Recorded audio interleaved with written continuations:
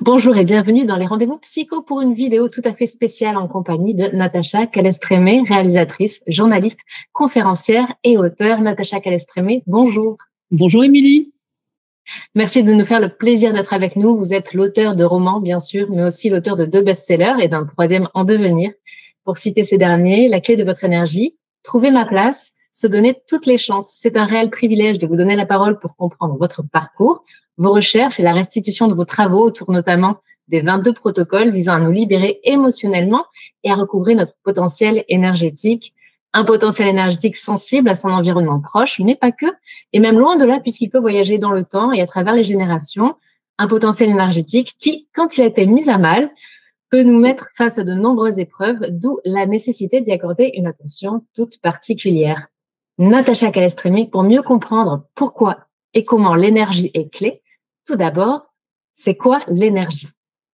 Alors l'énergie, c'est quelque chose qui n'est pas facile à définir, même si sur le plan des médecines traditionnelles, comment dire, dans toutes les civilisations, l'énergie est une composante, l'énergie vitale est une composante à l'intérieur de nous. Et sur le plan biologique, l'énergie, on sait que chacune de nos cellules sont composées de mitochondries. Ce sont des petits organites qui sont qu'on appelle même des centrales énergétiques à l'intérieur de notre corps. Donc notre corps est composé de minuscules et de millions de petites centrales énergétiques à l'intérieur de notre corps. C'est très difficile. Enfin, on peut pas les voir, on peut pas le voir, c'est difficile à définir. Toujours est-il que c'est ce qui nous permet d'avancer, nous permet de vivre. Et donc, cette énergie, elle est au centre de nous.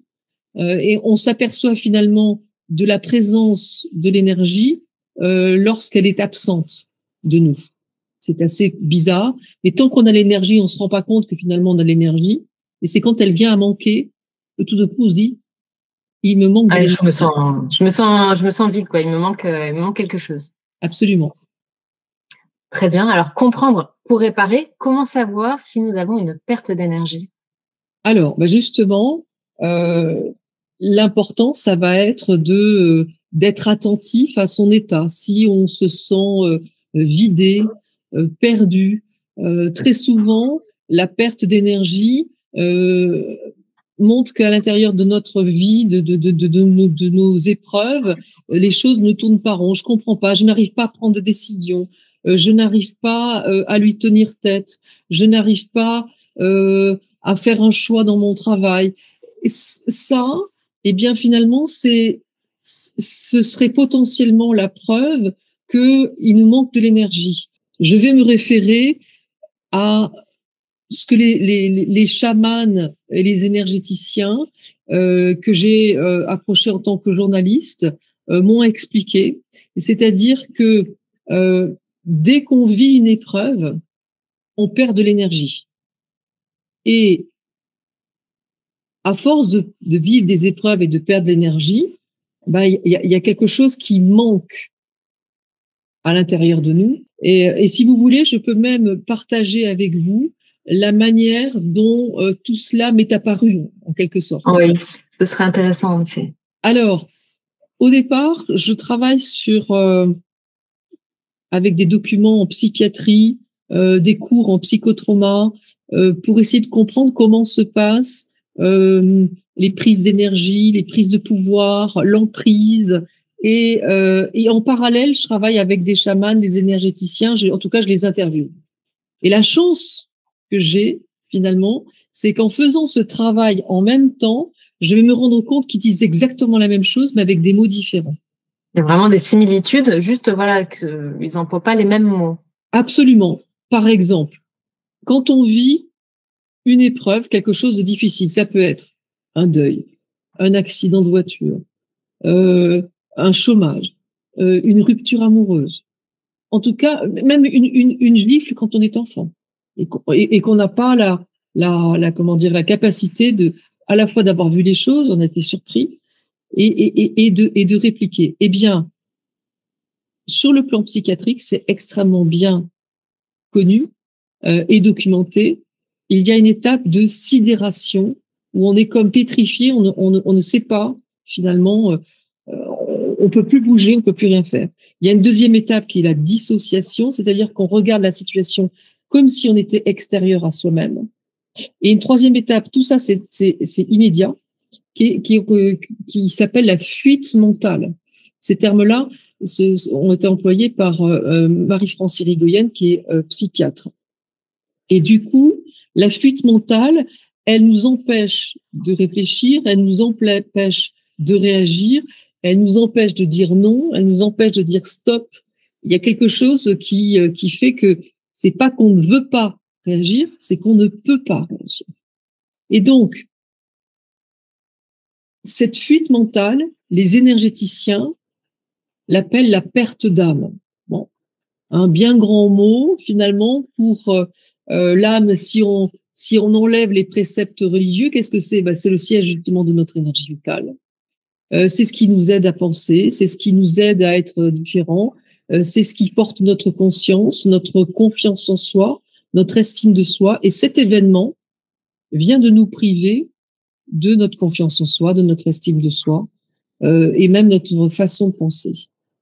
Et la chose assez troublante, parce qu'elle est imagée, mais ça permet de comprendre vraiment beaucoup de choses, c'est que cette énergie, finalement, cette fuite mentale, cette perte d'âme, eh bien, c'est une partie de nous qui s'en va et qui laisse une béance à l'intérieur de nous. Et c'est pour ça qu'on n'arrive plus à prendre décision. C'est que si cette énergie sort de mon corps, les énergéticiens, les chamans disent qu'elle serait au-dessus de nous, à gauche ou à droite, ça dépend des personnes. Et que on passe notre temps finalement lorsqu'on veut prendre une décision, lorsqu'on à essayer de se relier à une partie de soi qui n'est plus à l'intérieur de son corps. Ouais, c'est fatigant. C'est fatigant. Ouais. C'est fatigant, on est vidé. Je sais pas. Je n'arrive pas à prendre de décision. On n'a plus les ressources nécessaires en fait. Je ne comprends pas. Je suis molle. Je suis nulle. J'y arrive pas. Voilà. Donc ça, c'est essentiel parce que finalement, cette hypothèse de l'énergie qui s'en va quand on vit une épreuve, ça pourrait ne rester qu'une hypothèse. On peut pas le prouver. L'intéressant dans l'histoire, c'est juste parce que finalement, elle permet de manière imagée de comprendre notre attitude. Et la chose très intéressante, c'est que les chamans, dans des rituels qu'ils appellent des recouvrements d'âme, expliquent qu'on peut justement récupérer notre énergie. Et après des dizaines de milliers de retours de personnes qui ont justement fait notamment ce protocole 5, qui est un reset énergétique, voilà, qui est un recouvrement d'âme, eh bien, tout d'un coup, le fait de récupérer notre énergie et de voir physiquement, de sentir physiquement les choses, ou pas forcément sur le moment, mais en tout cas dans les moments qui vont suivre, eh bien, tout d'un coup, j'ai envie de dire que ce qui n'était qu'une hypothèse devient tangible. Alors, peut-être que ça n'a pas de fondement scientifique. Ça, je veux bien l'entendre. Après, la science n'a pas de réponse à tout aujourd'hui encore. Donc, tout à fait. Et peut-être que c'est simplement le pouvoir du cerveau, dont on sait qu'il est fabuleux et dont je parle dans mon dernier ouvrage, qui fait que tout d'un coup, tant qu'on est persuadé que ce rituel va nous aider, cela va nous permettre de récupérer de l'énergie. J'ai envie de dire, peu importe. L'important, c'est quoi? C'est de se rendre compte que finalement, on a perdu l'énergie et qu'on va pouvoir la récupérer. Après, les procédés, il y en a plein. On peut tout simplement se promener dans la nature, peut-être faire des choses qu'on aime bien, aller voir un psy, voilà. Et le fait de se confier, c'est Freud qui dit, le fait de rejouer le drame le transforme. Bon, eh bien, si je parle à un thérapeute de ce que j'ai vécu et que ça se transforme à l'intérieur de moi, peut-être que je vais moins mal le vivre et peut-être retrouver de l'énergie comme ça. J'ai envie de dire que ça appartient à chacun. Exactement. Ça, très appartient à chacun, ouais. Et effectivement, ce qui est fort, c'est déjà de se rendre compte quand il y a eu cette perte d'énergie, Et Voilà. Alors, très souvent, ça apparaît par le biais d'une maladie. Bon, là, on va voir un médecin en premier lieu, c'est évident. Et après, on peut effectivement se poser des questions sur le plan énergétique. La deuxième chose assez troubante que j'ai expérimentée et qui a pu, en tout cas, aider beaucoup de gens à la fois dans la prise de conscience et puis ensuite concrètement, c'est que toujours dans ce principe de sidération, dissociation, fuite mentale, lorsqu'on est face à une personne qui nous déstabilise de manière répétée, cette énergie qui s'en va à l'intérieur, cette énergie qu'on a à l'intérieur de nous qui s'en va, elle est prise par l'autre, par celui qui nous déstabilise. Elle est plus en haut, elle est prise par. Imaginons que il y a ici quelqu'un qui me dise t'es nul, puis t'as vu t'es moche, et puis oh là là tu sais rien faire, et puis franchement oh là là de manière t'es nul. Je vais m'affaisser, il y a quelque chose qui, surtout si c'est une personne qui est censée m'aimer, un parent, quelqu'un de notre famille, un conjoint, un patron, un collègue. Enfin, il n'est pas censé nous aimer, mais en tout cas nous respecter. Bon. Donc, cette personne-là, elle me déstabilise. Moi, je perds de l'énergie et elle s'en rend compte que je perds de l'énergie. Et donc, ça gonfle son estime de soi, mon énergie la nourrit. Et la chose extrêmement troublante, c'est que ce processus de vol d'énergie, tel que l'appellent les énergéticiens et les chamans, eh bien, Marie-France Irigoyen, spécialiste de l'emprise, parle de vampirisation inconsciente. Waouh! Et là, je me suis dit, OK, une fois de plus, on est tous d'accord. Ça fait sens. Ouais. Ça fait sens, et une vampirisation inconsciente. Et donc, là encore, on pourrait dire, ben, oui, c'est qu'une hypothèse. Sauf que, lorsque vous avez été en couple avec une personne qui vous a déstabilisé à répétition, que vous avez toutes les peines du monde à partir, alors que vous êtes ni idiot ni idiote, ni comment dire, on a envie, masochiste, on a envie, on ne sait pas. Eh bien, l'intérêt de cette hypothèse, c'est qu'elle permet d'expliquer l'attitude, nos attitudes qui sont étranges. On ne part pas, non pas parce qu'on est faible, masochiste ou une habituation à la douleur, mais tout simplement parce que je ne peux pas m'abandonner moi-même. J'ai une partie de mon énergie qui n'est plus à l'intérieur de moi et qui est à l'intérieur de cette personne. Je n'en ai pas conscience, et m'éloigner de moi à jamais est impossible. C'est comme si on me disait, on me coupait le bras et qu'on le planquait quelque part et qu'on me disait, Natacha, c'est bon, tu peux y aller.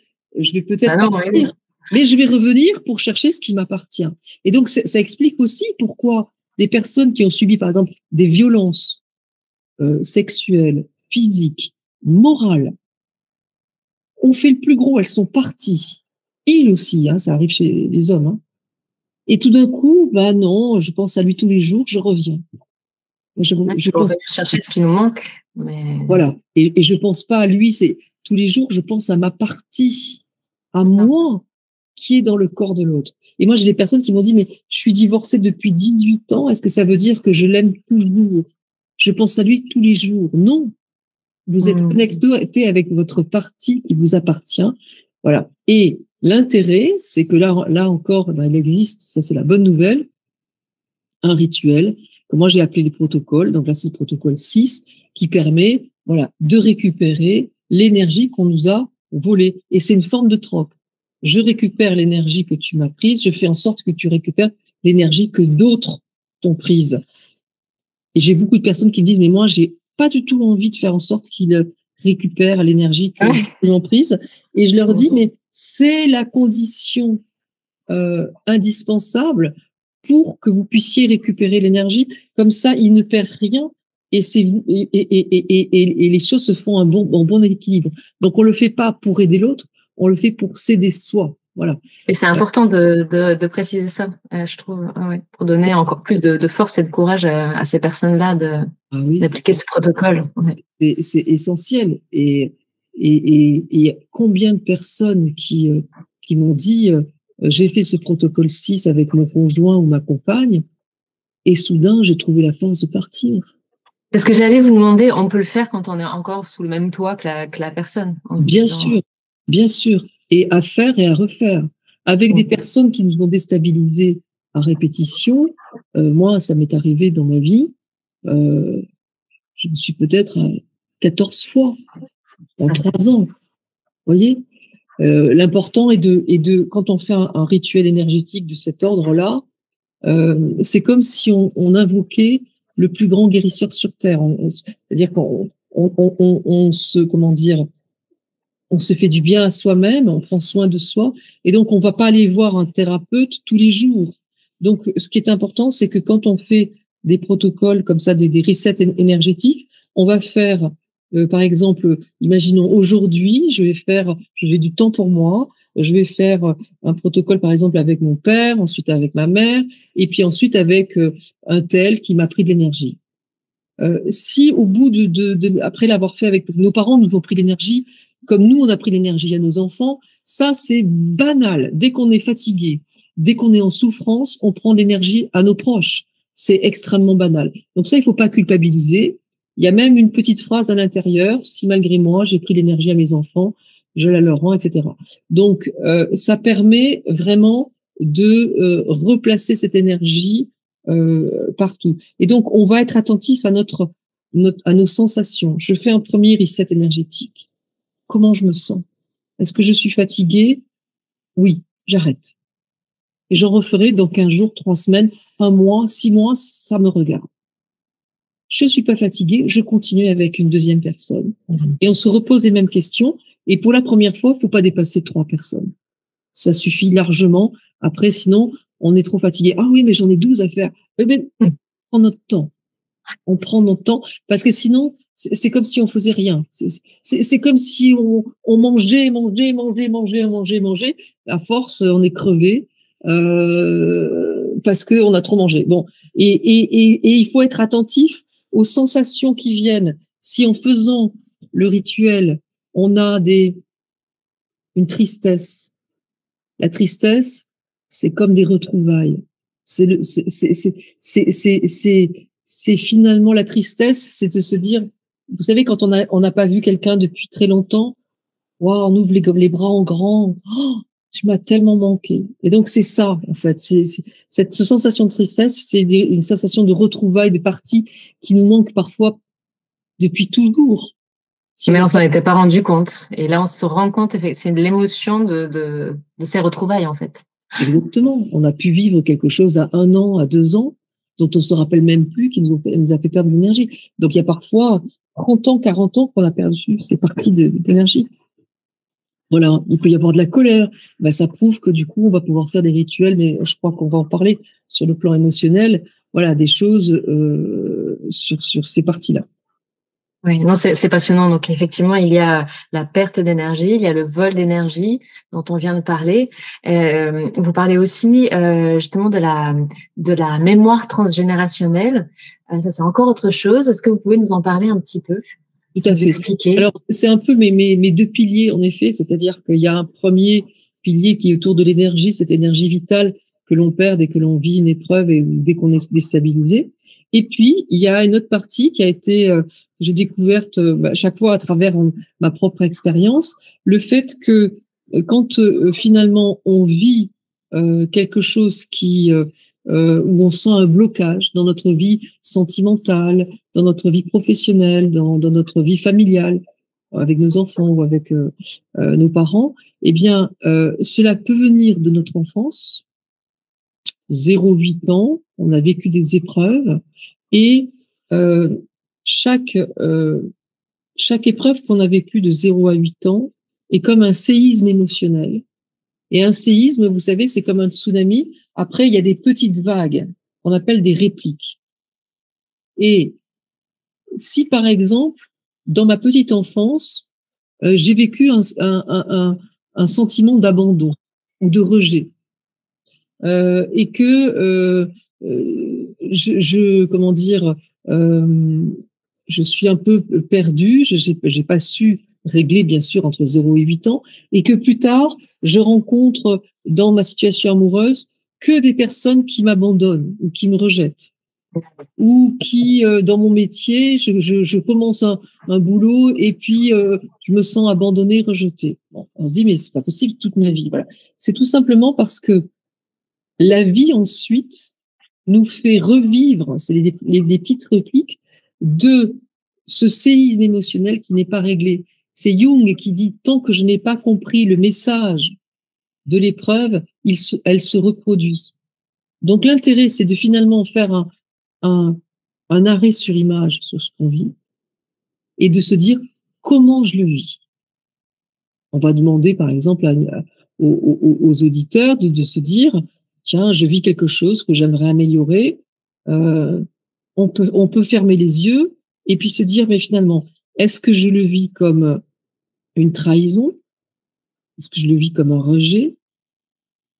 Est-ce que je le vis plutôt comme un abandon? Ou est-ce que je le vis comme une humiliation?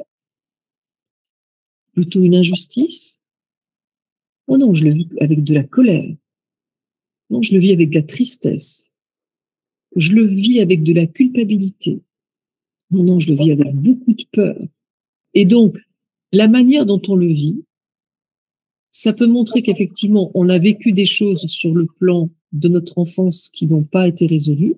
Donc là encore, on peut très bien aller voir un thérapeute pour essayer d'en venir à bout. Et on peut également, oui, les derniers qui me manquaient, c'est la culpabilité. Et on peut également regarder avant nous, avant notre vie, qui a vécu dans notre famille ce genre de blessure, parce que ces répliques peuvent venir de plus loin.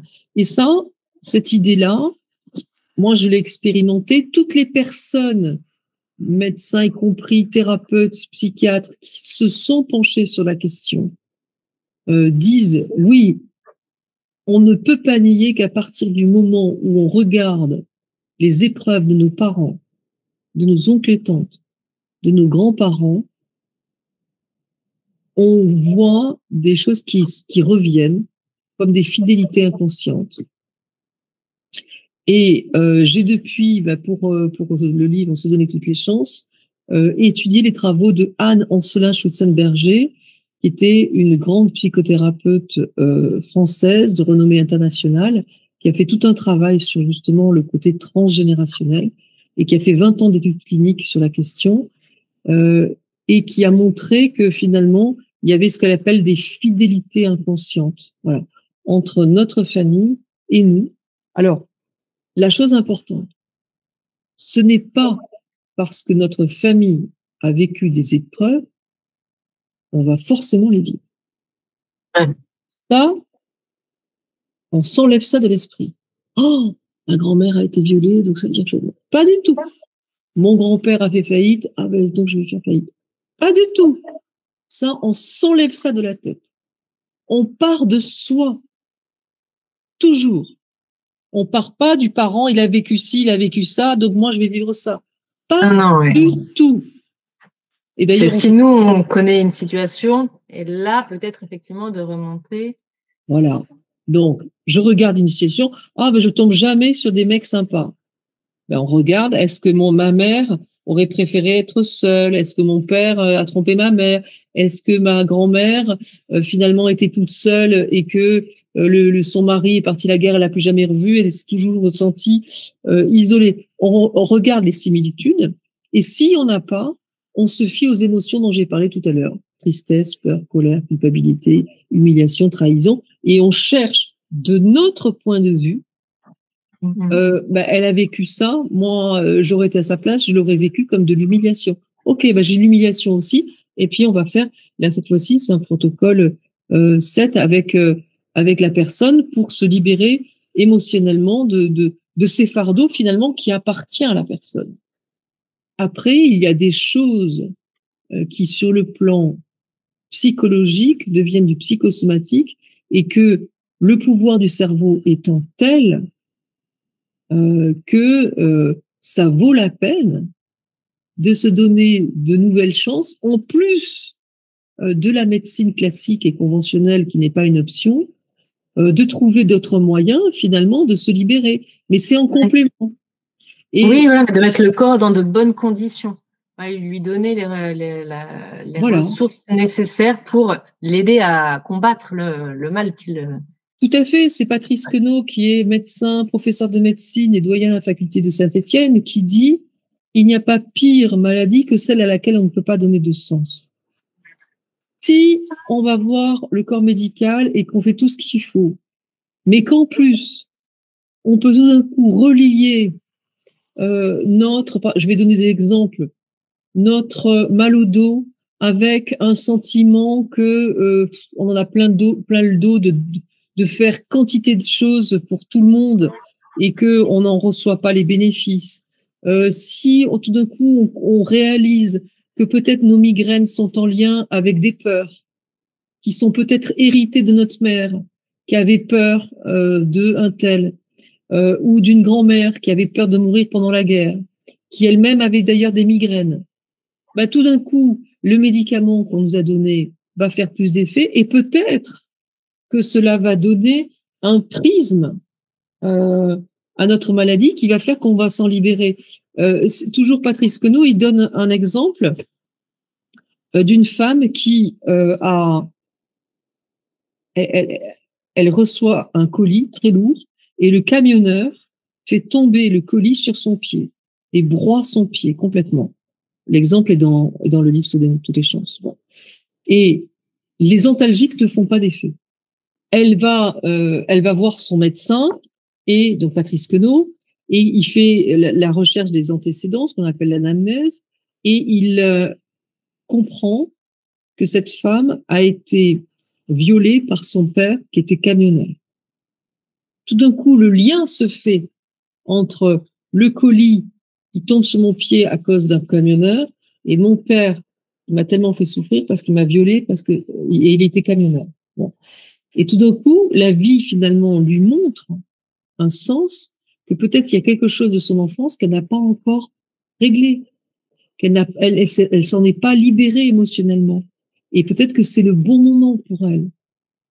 Et donc, tout d'un coup, bizarrement, le fait de faire ce rapprochement, les antalgiques ont commencé à faire effet. Voilà. Donc, finalement. De donner du sens. Enfin, voilà, elle avait trouvé un sens finalement à ce qui lui arrivait. Exactement. Et très souvent, dans Trouver ma place, je propose vraiment de faire la liste de nos épreuves et de faire ensuite la liste des épreuves de notre père et de notre mère.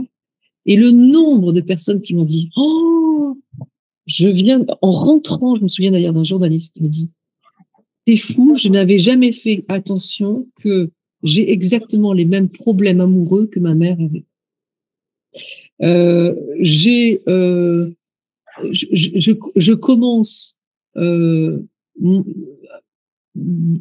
travail, une personne, je me souviens, elle me dit systématiquement, au bout de 2 ans, je le perds. Elle me dit, j'ai réalisé tout d'un coup que mon père, il a lancé sa société et elle s'est écroulée au bout de 2 ans. Il y avait quelque chose, ouais. Il me dit, tout d'un coup, ça a fait sens. Et je me suis dit, mais en fait, inconsciemment, je reproduis quelque chose qui est un héritage émotionnel qui ne m'appartient pas, qui appartient à mon père. Et ça lui appartient à lui.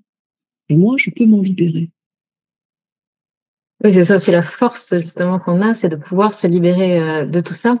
Et il y a un autre aspect aussi que je trouve vraiment étonnant et c'est vrai que c'est un sujet qui m'intéresse aussi beaucoup, c'est l'épigénétique. dans le cas de grands traumatismes, comme par exemple, effectivement, peut-être nos grands-parents qui ont connu les guerres, etc. Et là, c'est prouvé qu'il y a une transformation dans les gènes et qui suivent les générations d'après. Je crois que c'est jusqu'à 3 générations, il me semble, qu'on peut retrouver ça. Et voilà, enfin, c'est une preuve scientifique, une donnée scientifique, qu'un traumatisme peut voyager par la descendance, en fait, se retrouver. Et après, j'imagine que c'est propre à chacun de développer effectivement un problème qui viendra de ce traumatisme-là, mais que c'est pas automatique. Mais je trouve ça, en tous les cas, assez passionnant. Tout à fait. Alors, j'ai toute une partie sur l'épigénétique dans Se donner toutes les chances, parce que justement, je trouve que c'est la discipline qui permet de relier la science dure avec les médecines complémentaires et tout ce qui est émotionnel. Effectivement, comme vous le dites très justement, il y a plusieurs études qui ont montré que chez l'humain, une épreuve, et ne serait-ce qu'un simple stress, impacte déjà nos cellules. Ça, c'est prouvé. Enfin, peut impacter. C'est pas systématique. Oui, voilà, c'est ça. Ça peut impacter nos cellules. On l'explique de façon, je vais dire, schématique, c'est-à-dire que quand on vit une épreuve ou un stress, on a 2 hormones qui sont dans le corps, qui sont le cortisol et l'adrénaline. Et ces hormones-là empêchent nos cellules qui sont toujours en train de se renouveler normalement. Certaines cellules devraient se renouveler d'une certaine manière et elles ne le font plus. Et certaines cellules ne devraient pas se renouveler et tout d'un coup, elles se mettent à se renouveler. Et ce codage qui est faussé, finalement, à cause de ces hormones de cortisol et d'adrénaline, eh bien, on voit l'effet, en fait, de l'émotionnel sur nos cellules.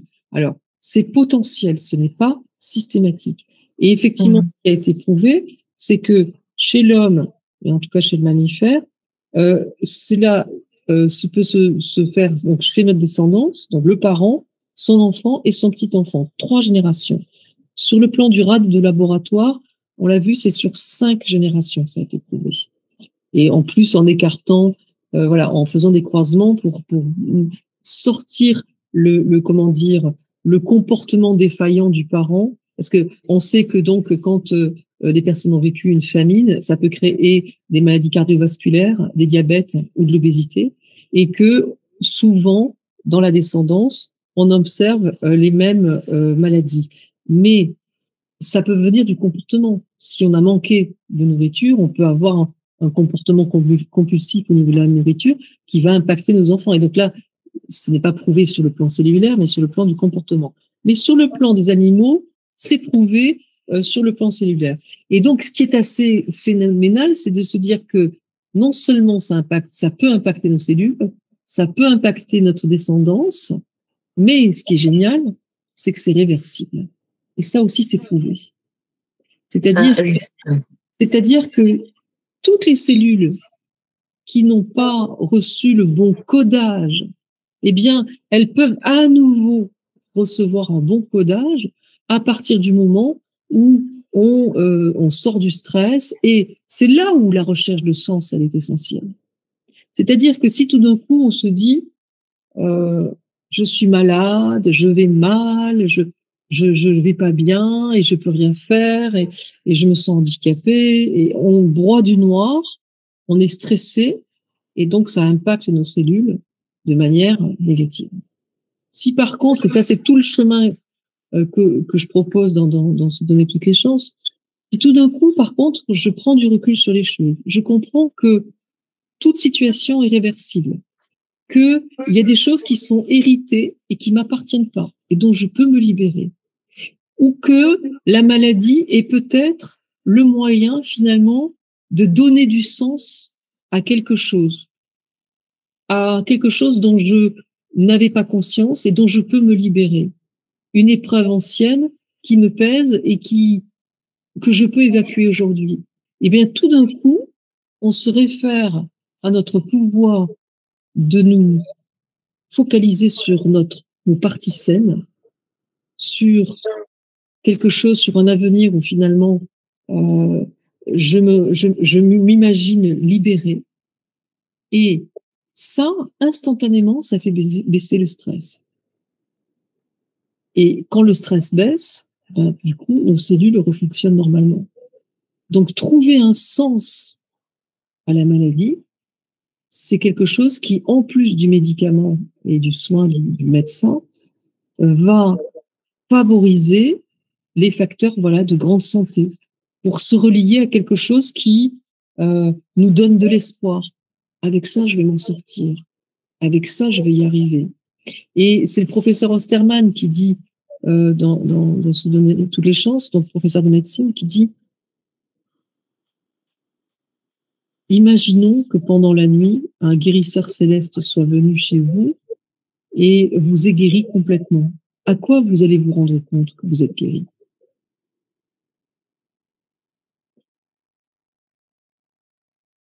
Qu'est-ce que vous pourriez dire, Émilie, là-dessus? Comment vous allez vous rendre compte, imaginons que vous avez une douleur, quelque chose, comment vous allez vous imaginer que vous êtes guéri? Vous allez vous rendre compte que vous êtes guéri. J'ai un soulagement, comme si on retirait un poids ou quelque chose de cet ordre-là. Très bien. Et okay. Quelle est la première personne qui va se rendre compte que vous êtes guéri? Une autre personne, une personne proche, enfin de mon entourage. Voilà, une personne proche de l'entourage. Alors ça peut être un compagnon, ça peut être un enfant, ça peut être un père ou une mère, ça peut être une voisine. Oh, t'as l'air d'aller mieux. Oui, ça se voit de toute façon. Enfin, c'est vrai que. Voilà. Et puis, qu'est-ce que la personne qui va s'en rendre compte en premier va nous dire? Et on voit bien qu'à travers toutes ces questions qu'on propose, eh bien, on se place déjà dans la guérison. Oui. Oui, puis parce que de toute façon, c'est tout le corps qui exprime un mieux-être, entre guillemets, c'est-à-dire que ça se voit visuellement, puisque c'est vrai qu'un proche ne ressent pas la douleur qu'on peut avoir quand on est malade. En revanche, il va pouvoir voir de ses yeux que quelque chose va mieux. Donc, effectivement, voilà. C'est traduit par le corps. Complètement. Imaginons quelqu'un qui ait des difficultés à marcher parce qu'il a un problème au dos. Ou quelqu'un qui a des migraines et qui a toujours les sourcils froncés parce que ça prend. Ouais. Bon, bah, la première personne qui va se rendre compte, elle va peut-être dire: tu marches super bien là. Ouais. Ou bien, oh, t'as l'air reposé, t'as les traits. Oui, t'as bonne mine. Ouais. Voilà. Et donc, on voit bien qu'à travers simplement cette démarche de s'imaginer guéri, un scénario presque, eh bien, on s'est libéré d'un stress. Il y a quelque chose qui fait qu'on se rattache à nos parties saines et qu'on va de l'avant et que on n'est plus, on s'identifie plus à ma maladie, mon diabète, mon obésité, mon anorexie, je suis migraineuse, je suis, je sais pas moi, mon inflammation. On sort de ça. Et ça, c'est important. Oui, s'extraire vraiment de tout cet univers de la maladie, parce que c'est vrai que quand on est malade, je pense qu'on est tout de suite comme happé dans un autre univers où c'est important tout n'est que maladie, tout, voilà, tout tourne autour de ça. C'est extrêmement important de se désidentifier. Oui. Voilà. C'est ça. La désidentification est très importante, effectivement, pour il y a la maladie et moi, et je peux encore me sortir de ça.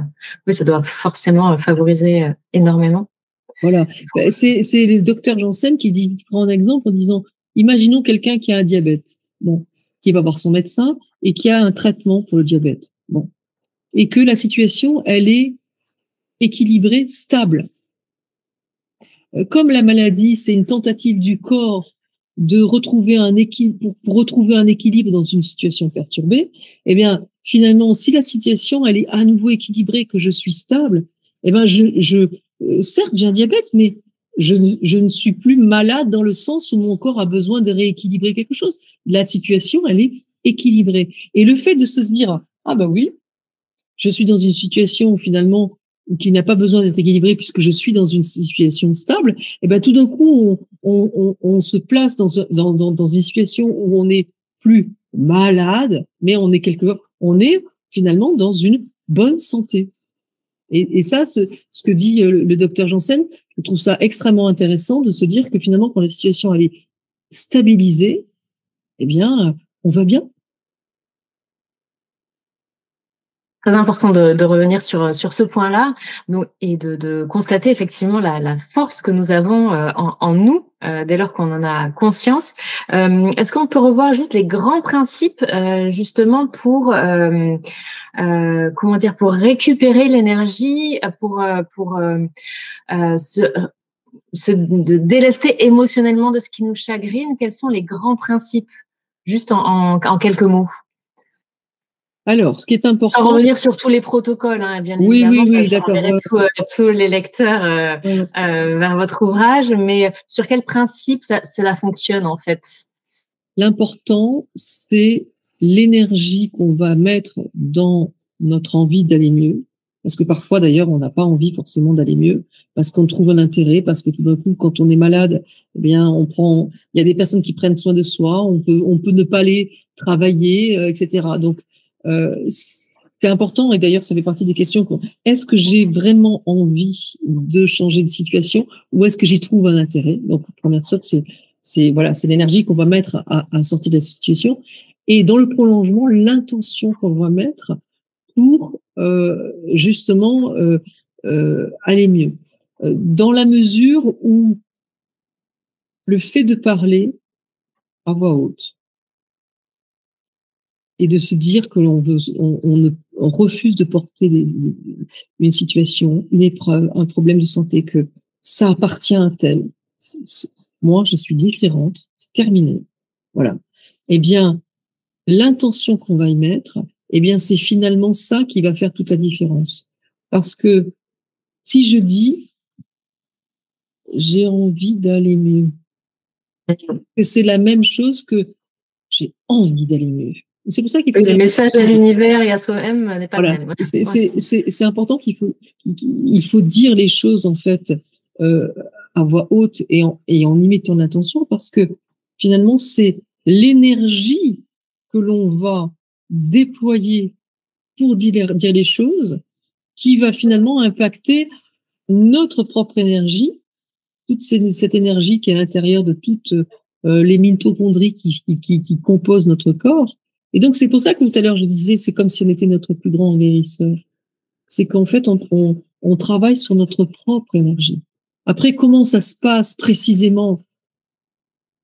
On ne sait pas. On évoque dans Se donner toutes les chances, c'est le professeur Osterman, les effets placebo. Bon, on ne sait pas comment ça fonctionne.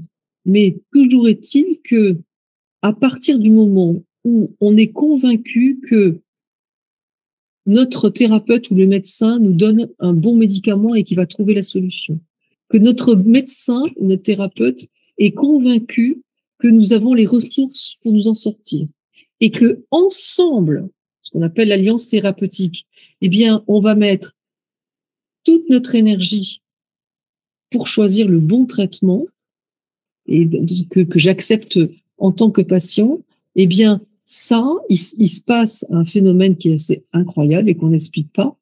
Ces phénomènes d'auto-guérison qui sont prodigieux et qui marchent dans 90% dans le cas d'arthrose, dans le cas de la dépression et dans 35% dans bien d'autres maladies.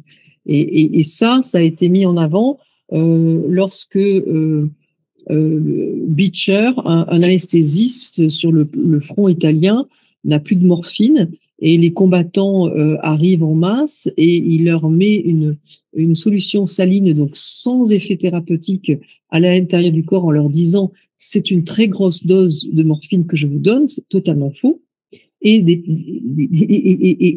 à sa grande surprise, un très grand nombre finalement de combattants cessent de souffrir.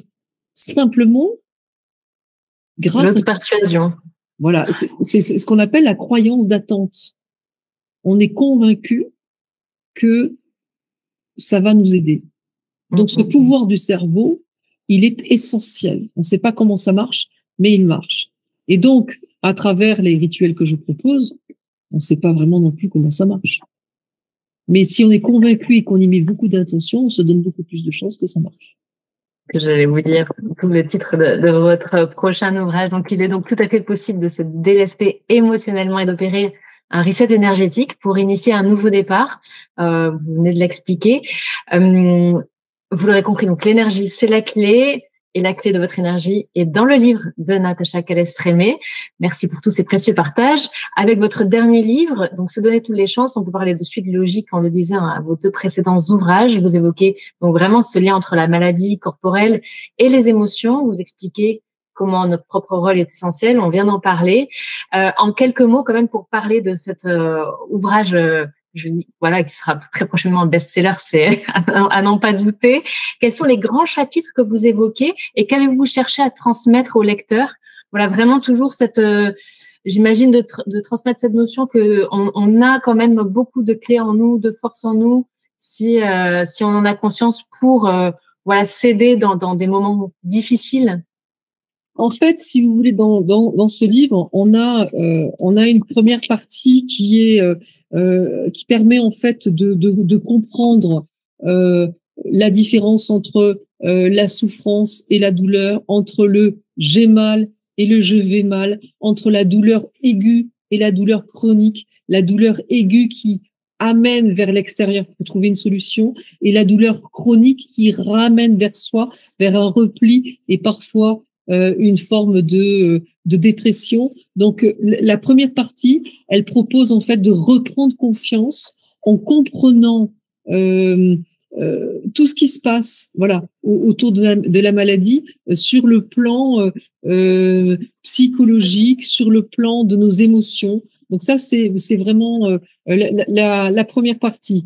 Ensuite, et puis aussi sur l'intérêt de ne pas se fier uniquement aux symptômes, comme on l'a dit, parce que ça nous permet de nous identifier à notre maladie, de nous associer à notre maladie, et que c'est essentiel de se désidentifier pour justement sortir de cette noirceur qui nous focalise en fait sur le symptôme. La deuxième partie, c'est s'ouvrir à d'autres thérapies pour se donner à toutes les chances et justement comprendre, avoir un recul en fait sur les choses et se dire que la médecine conventionnelle, elle est indispensable, mais qu'il existe un très grand nombre finalement de pratiques et de thérapeutiques qui aident à voir les choses autrement, à prendre du recul sur notre maladie, à donner du sens à notre maladie, à comprendre des liens qu'on n'aurait pas fait. Voilà. Et avec notamment la dimension, on va dire, spirituelle, c'est-à-dire la spiritualité, c'est pas du tout la religion, c'est croire en notre force, en une force qui nous dépasse, sortir de notre ego et faire confiance en la vie.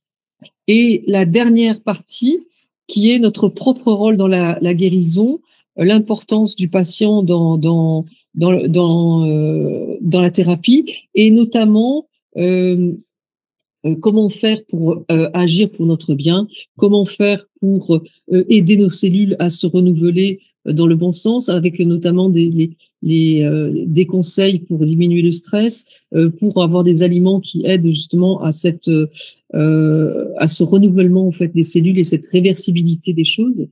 Voilà, donc vraiment une partie un peu plus impliquante. Et puis il y a une dernière partie qui s'appelle Mon carnet, qui est en fait un peu comme un carnet de santé et qui propose de manière très schématique un bilan en fait de l'ensemble du livre où point par point on aborde comment faire et notamment comment éviter certaines dérives de certaines pratiques, parce qu'on sait qu'il y a des dérives malheureusement. Ouais.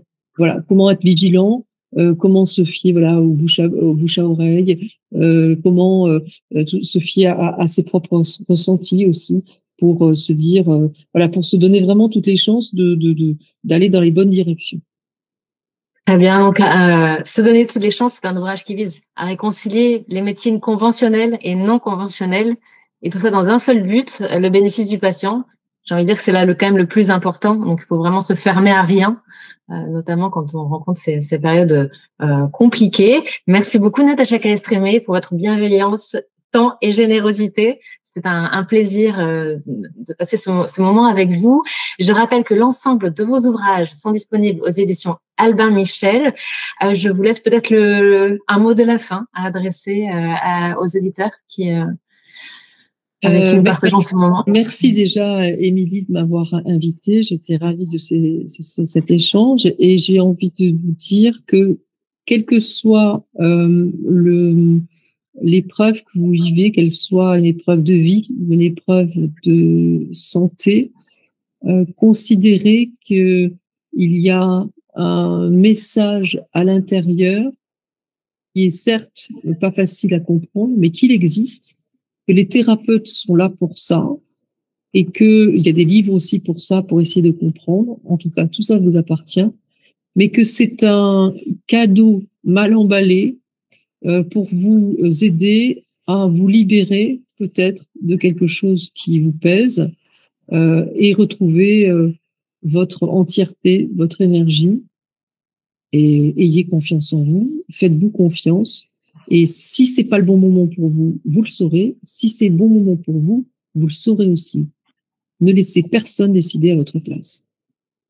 Merci beaucoup pour ces paroles, effectivement. Et surtout, prenez soin de vous, ne restez pas seul. Et toutes les informations pour retrouver les ouvrages de Natacha Calestrémé dans le descriptif de la vidéo. Merci encore infiniment. Merci infiniment, Émilie. Merci beaucoup. Et merci à toutes et à tous de nous avoir suivis. À très bientôt.